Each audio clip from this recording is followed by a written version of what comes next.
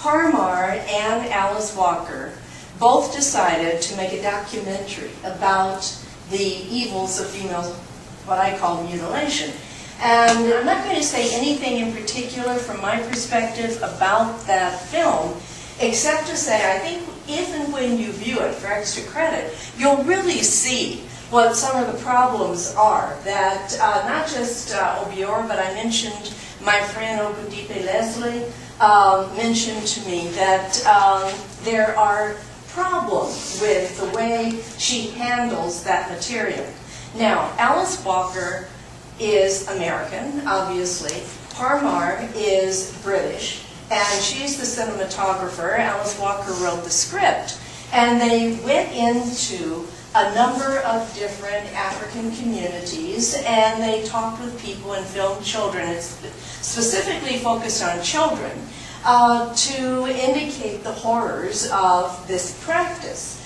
Well, a lot of the African women who were involved in the project and who later saw the film resented the self-righteous tone that the two women took, both of them, and the feeling that they had the word, they had the truth, and that these African women didn't know what they were doing, and a lot of inaccuracies that they say occurred in the process of making that film.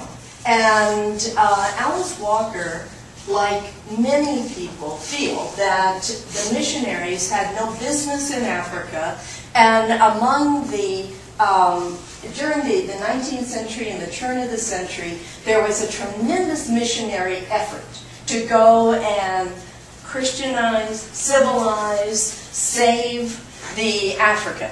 And so it's an indication of Alice Walker's view of female circumcision. And what many critics have said is, first of all, it's not a very good novel, and it's not because it's one of those novels which has the point it wants to make, and everything associated with the characters or the events or anything are geared toward that point, but also that she misrepresents a great deal about West African culture, and so what happens to Tasha is melodramatic and unbelievable. That's the criticism about it, and that's what Obiara is talking about. I really appreciated the line. I think it was cultural chauvinism masquerading as moral responsibility. I felt that made an excellent point that it's really hypocritical of the Western feminist to just try to serve as world police to the situation in Africa without sensitivity to the cultural context, because by doing that, they're acting as patriarchs and creating a hierarchy with the Western feminists as superior to the African women. Yeah, I think that's one of her most cogent points, actually. I thought her pointing out the irony of feminists reacting to African women in that superior, I know what's right way, while back home they will say to the patriarchy, we're your equal, you can't tell us what to do, you don't know everything, and not even realizing the contradiction is a very good point. Marty Keel is part of a group of eco-feminist philosophers that also align herself with vegan practices, as a sort of person who is political, the idea that how you live your life and what you consume is politics in and of itself. She's actually a raw food person. Two sort of branches that emerge within philosophical thinking and within the philosophical thinking of ethics and ethical problems, right?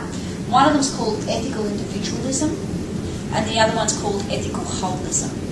And what's fascinating about Marty Keel, I find, is that she bridges this gap in many ways, and she does it through a sort of feminist lens. So she uses her position as a feminist to help her get there.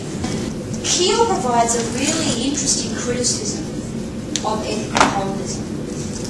She does this with a view to sort of achieving what she calls coalition building between the two different camps. And I think this is a really important gesture.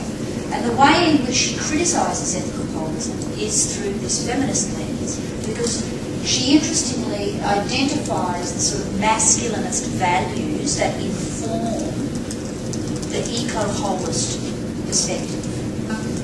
And in many ways, you know, when you subordinate empathy and care to these sort of larger metaphysical abstract wholes, you're buying into the self-same logic that has ended up